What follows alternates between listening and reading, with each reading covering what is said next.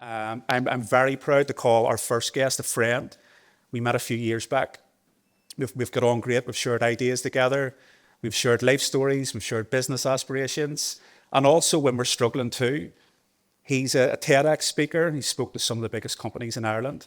And he's actually one of Ireland's most decorated ever athletes. So please, a very, very warm round of applause for the one and only Mr. Michael Mc Killop.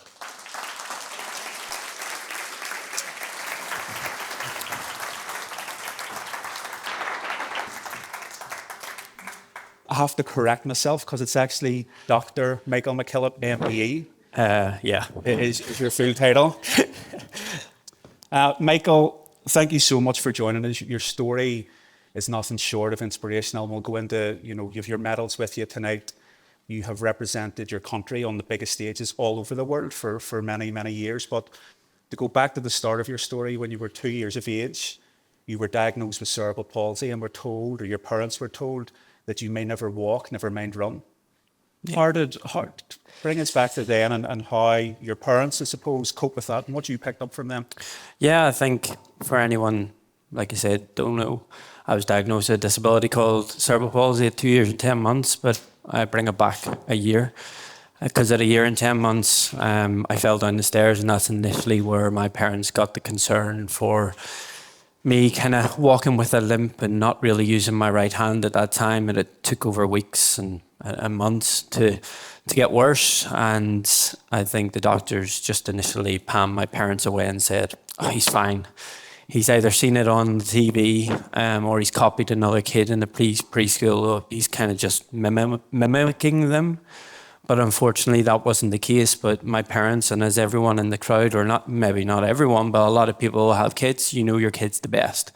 You know them better than anybody else. And my parents deep down knew that there was something just quite not right with me. And it took another couple of months prior to my diagnosis to get an appointment. And at that day in Royal Victoria Hospital in Belfast, my life changed forever and my parents' life changed forever. Because I walked into a hospital as an able-bodied child. My parents walked in with 3 able-bodied kids and walked out with 2 able-bodied kids and a disabled child. And no parent in this entire world wants to have a disabled child, but that was the reality of their life now. They were only 23 and 21 at the time whenever they got the diagnosis, and it put them in a real, what do I do now?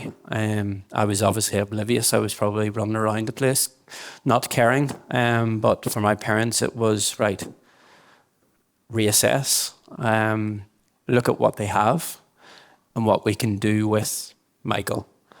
And they did every single thing they possibly could to ensure that I had the most opportunities in life. My mum, who was a successful chef, she ended up giving up her role in a manager role that she had to ensure that I got to go to my occupational therapy, my speech therapy, my physiotherapy on a regular basis to ensure that I was able. Because growing up, the one thing that I learned from my parents was the importance of looking at your ability. Yes, I may have a disability, but that doesn't define who I am. My ability of becoming the best version of myself is what makes me unique. And through my childhood, I used every single ounce of their will, drive, passion to be the best. And lucky enough, my life has taken an amazing journey and a path that we will get onto. But I think initially my whole life was based around difference. I remember the first time I interviewed you and we were talking about the relationship with your dad, who went on to be your coach. And you said something to me that I've never forgot. Be careful who you take advice from, because doctors and nurses and people in the community were saying to your mum and dad, you're too young, like, how are you going to cope with Michael?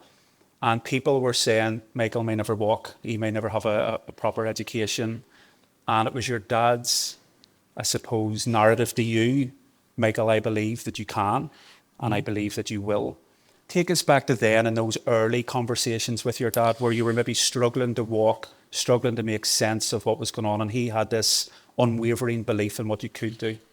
Yeah, I think any parent backs a child with, regardless of what they do. And I think with obviously getting that diagnosis, they were very young, and they had to take it on their chin. And the way I always describe it is, on that day when I got that diagnosis, they couldn't have picked me up and go to the doctor, he's broke, we need a new one.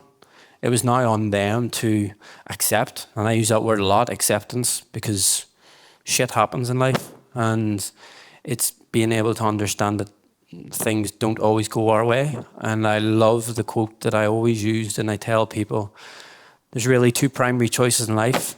You accept the conditions as they exist, or accept the responsibility for changing them. And on that day, that's my parents. It's either they could have put me in the corner and go, oh, you're disabled. We'll look after you and we'll take care of you. Or you can go, right, how do we make his life the best possible life? And on that day, my parents were told, we don't know how severe your condition is going to be. Michael potentially could end up in a wheelchair. And I guess for my parents, that was the driving. That was the one thing that they needed to be told to prove people wrong.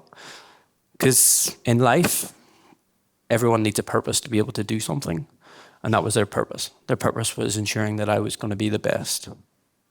Incredible. I think your microphone's coming off your beard a wee bit there. That's me being manly. When did running come into it? Because I know we're both friendly with a hero of both of ours, and Mary Peters, and what her story is that she presented you with your, A medal when you were 10 years of age. But when did running become a thing for you? Probably when I was born. I was born into a family of runners. My mum was 18 whenever she finished fourth in the Belfast Marathon. My mum was an under-20 All-Ireland champion. My dad ran for Ireland. So for me, it was in the blood. It was one of those things that it's an obsession that a lot of boys have. You want to follow in the footsteps of your mum or your dad, within sport specifically. And my dream and my ambition was never to play in the Premier League. It was always to be a full-time athlete. And I can be the 1% or the 0.5% of people that have the privilege to represent their country. And for me, I not only represent obviously my country, but I represent the island of Ireland, because there's more than just one part of the community on this island. And for me, it's important for people to realise that having that privilege doesn't come easy. And I think the one thing that I learned through my journey of being disabled is acceptance of other people and who they are, and look at that for their core values. And that for me is an important part to play in my life. When did you accept, or when did you realise that you're actually good at running? Like when did Northern Ireland and when did Ireland come knocking on the door for trials and conversations around going to the next level? It kind of started quite early. Like I won the Northern Ireland Primary School Cross Country Championships, and that's where I got presented by the medal by Mary. And I think whenever you're winning primary school cross country championships, it's not for everyone. Most people are running around in football boots and that sort of stuff, but for me, that was my Olympic Games. That was my Paralympic Games. At that time, it was I want to be the best. It didn't matter if I came across the line fourth that day. I wasn't going to go, oh yeah, I was the first disabled child. No, for me, every single thing about my life is about being the best. And knowing that I came across that line and I got a gold shiny medal and a lovely trophy. I didn't know who Mary Peters was. Like, she was just an old lady, and I can say that now because Mary is one of my very close friends. It's weird how life works, because it goes complete full circle, because she may have presented me with my first ever gold medal and trophy, but I now sit on her board of directors of her trust. So it's amazing to show that it doesn't matter your age or who you are, if you can build relationships, connections, anything's possible. But yeah, going back to my journey in the sporting career, that's really where I felt it was important. And then what age were you for your first national call-up, your first international call-up? It happened so quickly because I think I competed in able-bodied sport my whole life, and I continued to do so up until I retired. But within para sport, you had to be a certain age to be able to compete internationally, because there was no age group competitions for para sport. It's either you don't compete or you compete senior men and senior women level. So it was 15 years of age, and I went and competed at my first national championships. And on that day, no one knew who I was. And for other people, they might know Jason Smith and a Paralympic sprinter. And really nobody knew who we were. We turned up, we didn't know each other at the time. And we turned up and we both ran the standards for the European Championships. And on that day, someone within Paralympics Ireland must be clapping their hands together going, oh, this is brilliant. This is going to set up us for a long time. Because no one had seen two people be as good on the track in para sport in Ireland ever. And I think that was a moment where we changed the perception of para sport from that moment onwards, because we went on a journey and a process of being successful from a very young age until we both retired. But initially we went to European Championships. I went to European Championships age 15. And senior men's, and I learned, like I came finished second in both the 800 metres and 1500 metres. But that gave me a platform of wanting more. Because silver, it didn't suit me. I didn't like silver. I only like gold. I only like gold. And my attitude in my life was to be the best. You only win gold medals if you're the best. And I went to the World Championships the next year when I was 16 years of age. And I won my first world title and broke my first world record. And that's where my journey began properly, because then my dream of becoming a full-time athlete was only 12 months away. We're going to get into that, the mindset, because I know you do a talk, gold medal mindset. But before we do, for people that maybe aren't au fait with sports or athletics, give people an overview of your accolades and medals. Well, today I have in a case down there, I have my 4 Paralympic medals. And I was explaining to your children, there's only a certain amount of medals within Ireland. And one of the medals, there's only 3 in the whole island of Ireland. And that was my Beijing Paralympic medal. It's unique. It's special to me because it was my first ever one. But I'm lucky and proud to say that I stand here or sit here as a 4-time Paralympic champion, a 9-time world champion, and a 2-time European champion. And the funnier thing is, I would say 95% of the people in this crowd don't know who I am. And that's not being cheeky. That's not being rude. That's just being honest. And if I was to stand in front of the city hall, how many people would actually know who I am? But I'm one of the most decorated people on this island, and I represent my country very proudly, or I should say the island very proudly. But it just goes to show that there's so many amazing people, whether that's in sport, business, or whatever you may do. You may not be the one that everyone sees, but it just shows you that you can be successful under the radar. And it's how you define your success is the way I look at it now. Because, like I said, not many people know who I am, but no one will ever take away my success or my medals.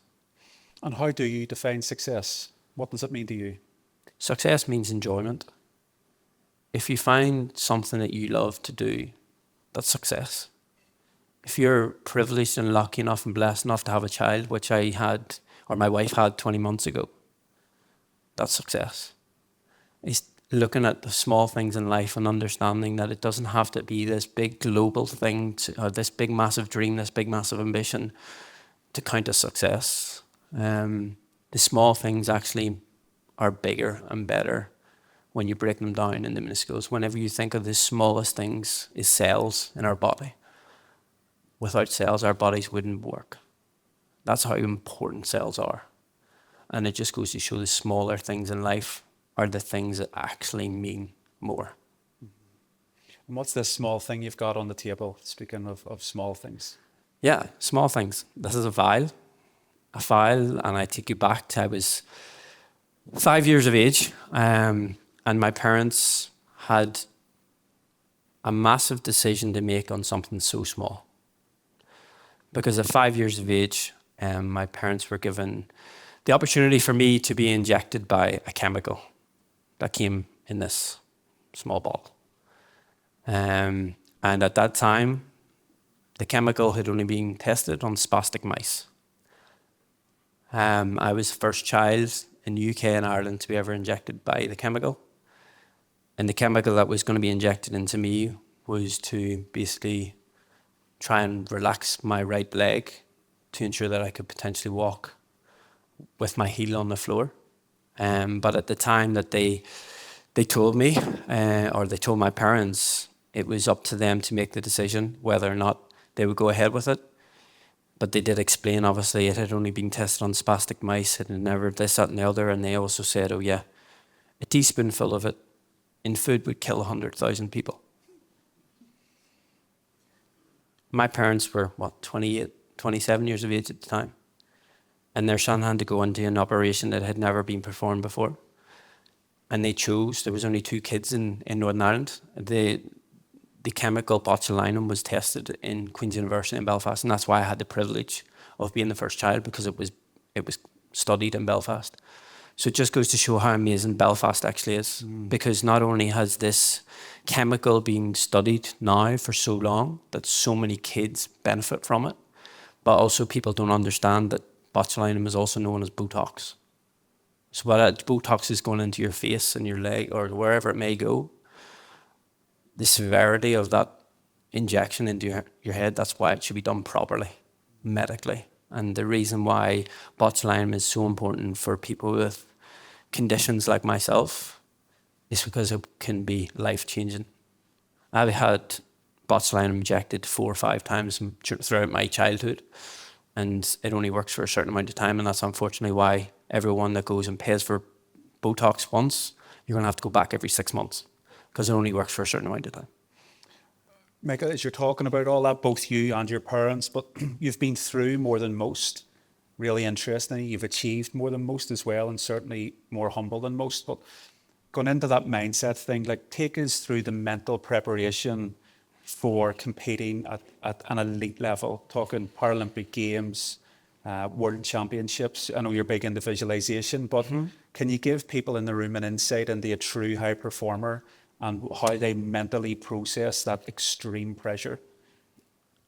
Yeah, so the success that you see on videos and everything that you may see on YouTube of me running is not a coincidence that it happened, because I'd already made it happen 3 years in advance, 2 years in advance, 1 year in advance. And it was all through the art of visualization, understanding that actually you can be in control of the outcome of something in the future. And once you're able to visualize and have an understanding of the arena that you're in, the people that are in the crowd, the smell of the room, what's sitting in front of you, how are you feeling, how's other people feeling, all those aspects collectively come into an experience. And for me, growing up, I learned that I had to embrace every single thing around me, because I needed help for a lot of things in my life. Growing up with a disability, I needed support and I needed help. And it wasn't afraid to use other people for that help. But whenever I went into my performance mindset, it didn't matter what it was I was going to do. I preempted every single thing that I was going to do. And I could even explain to you exactly the point in Beijing in 2008 and where I was going to make my move for that gold medal. It was a board on the back straight with about 270 meters to go. And there was a certain letter on the board that we selected when we did our familiarization of the stadium. My dad said, that's your spot. So whenever I went into the stadium, the day of my competition, I didn't have to worry, because I knew fine rightly what processes I was going through. The same way in 2012, when I won my 800 meter gold medal, and it was the day or 2 days later, and my 1500 meter final was going to happen. And my dad pulled me back and he said, if you win, you'll get a surprise. You may think to it, and a lot of coaches out there would go, well, why would you distract someone that's potentially going into the biggest race of their life? I had already ran the race 1,000 times in my head. I'd already felt the gold medal in my hand, because the art of visualization kind of happens through obviously visualizing things so you can see things. And as soon as a medal was announced or shown, it became my background on my phone. It was a picture in my wallet. It was on my laptop. It may have been in my car. So every single time I went, I seen a medal. And as soon as you can automatically think, that's what I'm going to achieve, it's possible. Because you work backwards. You achieve it and you work backwards. And that for me was, whenever I did go out and run the 1500 meters and I did win the race, I automatically go, well, what's my dad going to buy me? Where's he going to take me? Is it going to be something nice? Is it going to be what? And I just still remember coming off the track, and they kind of got the jackets on, and they said, oh, you have to go to your medal ceremony. And talking about visualization and the dreams that come true, it's a dream that I never thought would be possible. And it's definitely something I never visualized. But I remember they ushered us onto the track, and we were standing behind the podium, and then all of a sudden the announcers came on and said, now we would like to invite Miss Catherine Mc Killop to the stadium to present the medals for the T37 1500 metres. And that was like a light bulb moment. It was like, oh God, I've heard that name before. But it was just unbelievable to think that who walks out, my mum. And my mum steps on the X of where she had to stand to present the medals. And she presented the bronze and the silver and the gold. And she presented to me with the medal. And I remember just giving her a big, massive hug and a big, massive kiss. And I personally believe there's not going to be 10 seconds better with my mum in ever. Because it was the moment where I think we as a family, as a mother who sacrificed so much, had achieved. We had done it. We had beaten the odds. We had shown the fingers to the people that had said that they couldn't do it. And that's just an example of proving people wrong and not listening to every single person and being important, and don't listen to everyone because they don't know the answers. The only person that knows the answers of life is yourself. And it's about the path that you may take. And for me, I had the privilege of having my mum present me with one of my Paralympic medals. And my mum is still the only person that has ever been given the privilege of presenting her child with an Olympic or Paralympic gold medal. Wow. Incredible. It's remarkable. There's some of this stuff I'm hearing for the first time too, and we've spoke about this quite a bit. I'm going to take you, I think it's your last ever race, because I suppose to describe the impact you had on the sport and the impact that you had on other athletes and Paralympic athletes. The last race, I think you lost, was it? Your last ever time, but something quite special happened at the end of it where other runners and other racers came towards you. If you could maybe describe what happened there. Yeah, so to me, I stayed in the sport longer than I probably should have, but that's the selfishness of an elite athlete that wants to continue to go. But I should have really deep down known myself that it was not the right time to be competitive anymore. I went to Tokyo. It was the COVID kind of process that we had to go through, and I thought, one more year, it won't harm me. And lucky it didn't work out for me. I went into my fourth Paralympic Games. It wasn't successful. I finished 8th. I knew within 100 meters that I wasn't there.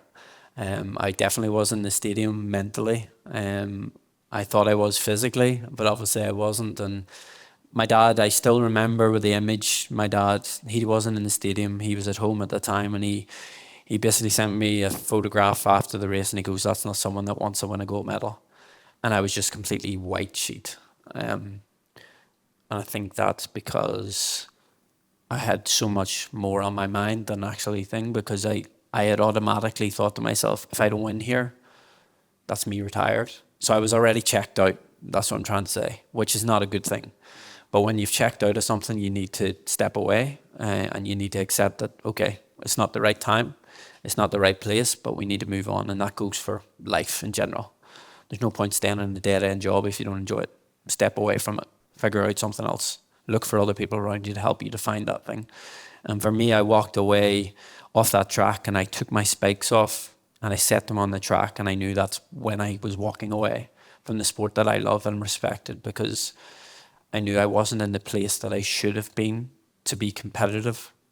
But there's so many images of me competing in that games, and I come across a line and emotions just happen and I'm in tears, because I knew it was my last ever opportunity to put on that Irish singlet. And that's a privilege, an honour that I got to do for 16 years.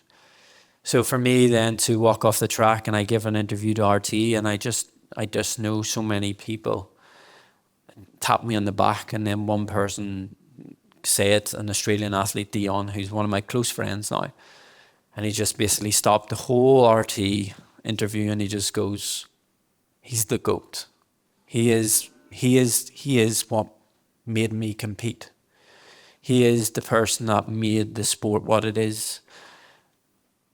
And I'm in shock when he comes in, because I'm kind of like, I only did it because I loved to do what I wanted to do, and I wanted to be the best. I never thought I would impact anyone.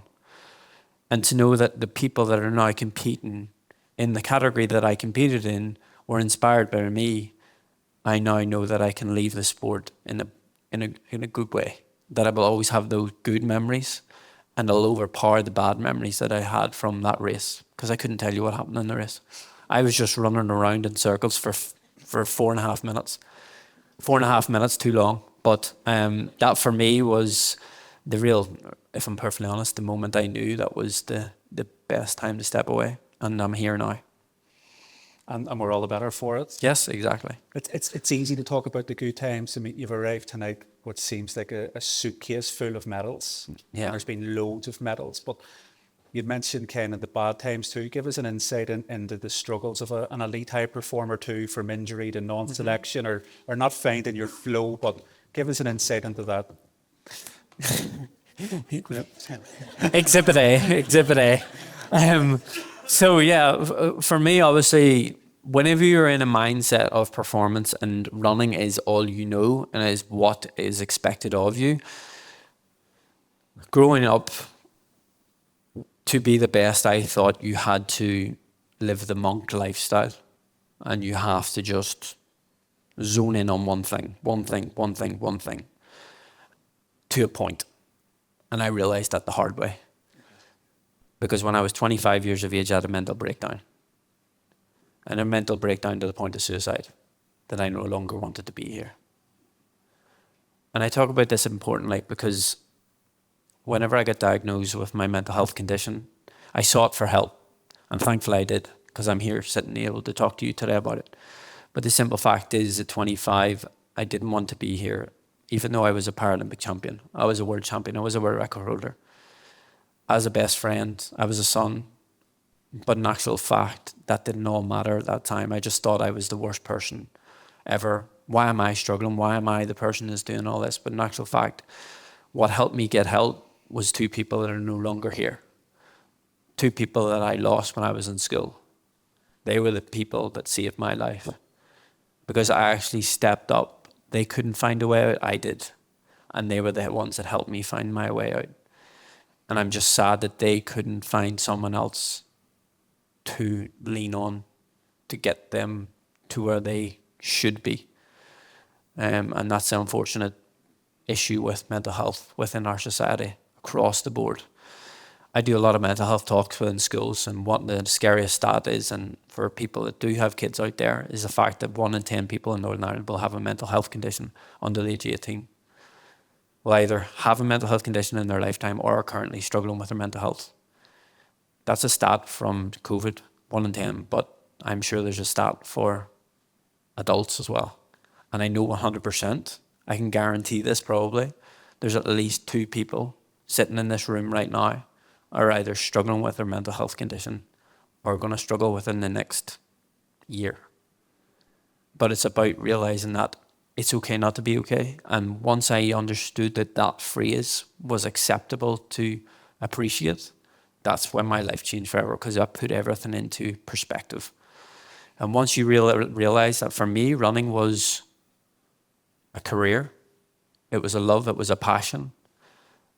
But in actual fact, there was so much more to life than just running. I had my friends, I had my family. There's bars, there's restaurants, there's socializing. That's what life is about also. And I think a lot of business owners will get dogged down in the negativity of business, and will dog down into the fact that, oh, it's so stressful. So take a step back. The circle of control, the circle of life. What are you in control of, or what are you not in control of? If you're not in control of it, take a step away and see it from a different perspective, then step back into the hot kitchen, if they want to say. But for me, with my mental health condition that I still struggle with today, I'm not perfect. I deal with it, but I now have a team around me that know when I'm struggling, and I still deal with a psychologist today. And for anyone in this entire crowd, every single person in this room in my personal opinion, should be seeing a psychologist at least 3 times a year. If we want to promote good health, we should promote good mental health, and physical health will come along with that. And I think it's the same way if you go to a gym, you pay a gym membership or you pay a subscription to go and get personal training for a month, and you're paying, what, £150? Seeing a top psychologist will be 80 quid, maybe 100 quid. That's only 300 quid in a year. Like that's how cheap it is, but people automatically overlook it and go, I'm fine, when you're actually not fine. And that for me was my learning curve of accepting, like I talked about as a kid, accepting I was different, accepting that the position that I found myself at that time was not good and I needed to make change, and I did. And I'm probably happier now than I ever have been because I have a son, I have a wife that stood by me whenever I pushed her away. And I always did it's just me, it's you, it's nothing to do with you, it's me, don't worry about it, it's my problems, this, that, and other. But in actual fact, she was there, the one that it goes, why didn't you tell me sooner? And I'm sure there is the people, loved ones back home, when you're struggling, you're kind of go, well, why didn't you tell me sooner? I could have helped you. And that goes for so many people that have committed suicide or couldn't find a way across the board, like everywhere. So yeah, high performance one is here, mental health is here, and if you can find the right balance, then you're only a winner. But it's trying to get that balance is the hard bit. I love that analogy of high performance and mental health. There being such a thin line between the two of them, because you're pushing your boundaries and you're flirting with your potential constantly. You mentioned your son and having that small team around you. You became a father last year? He's 20 months. He's born on the 25th of September, so I know his birthday. That's important. What's harder, elite level sport or parenting? Parenting, without a shadow of a doubt, because you're not. You can be in control of your emotions, and you can have a better understanding of your emotions.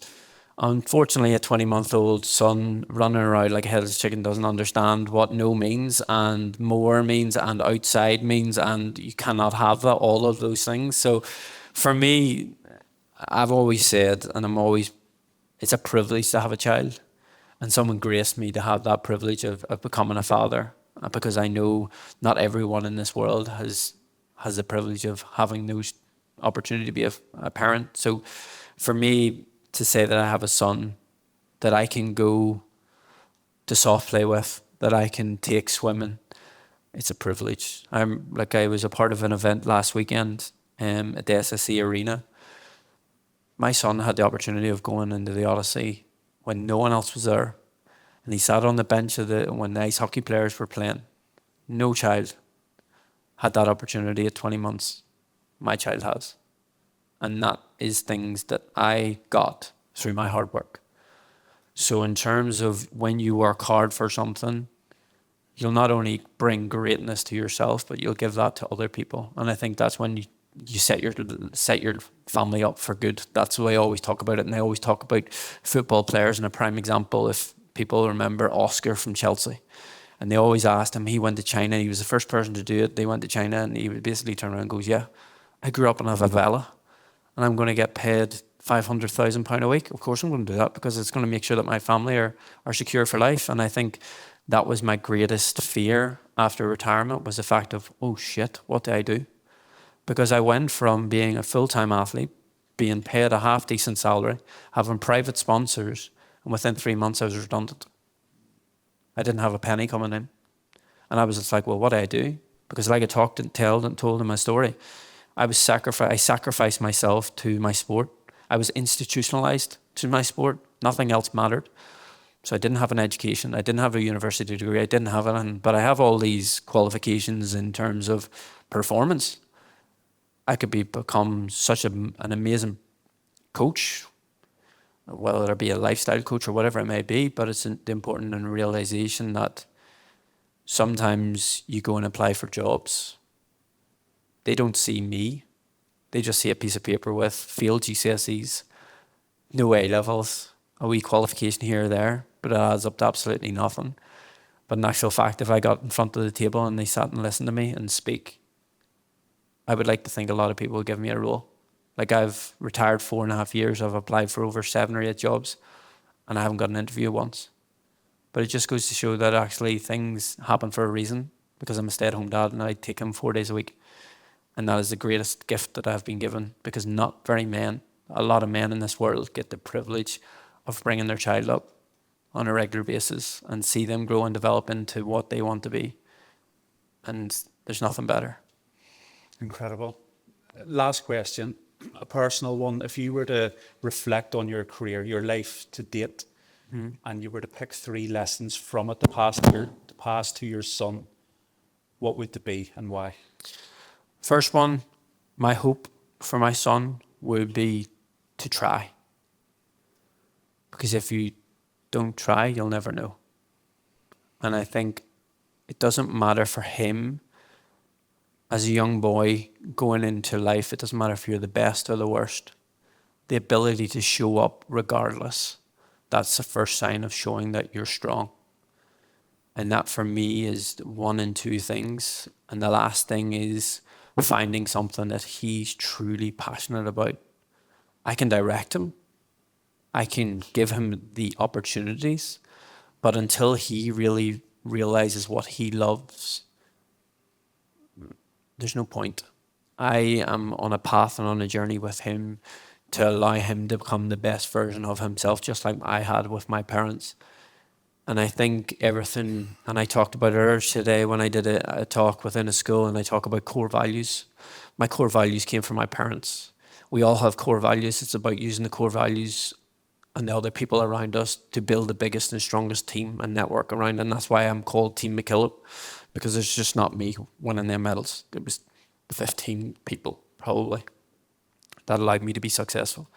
But yeah, there's lots of things that my son can take away from me, and hopefully he watched the first video of me running.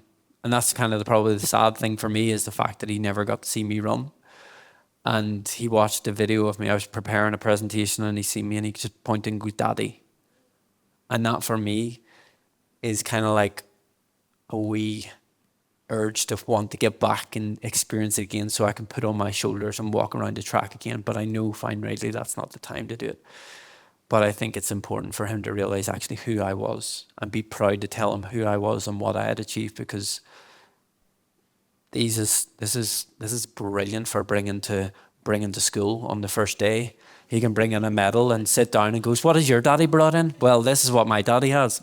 So that for me is another thing to look forward to, and goes, when you sit on the carpet and go, "Yeah, this is daddy's gold medal."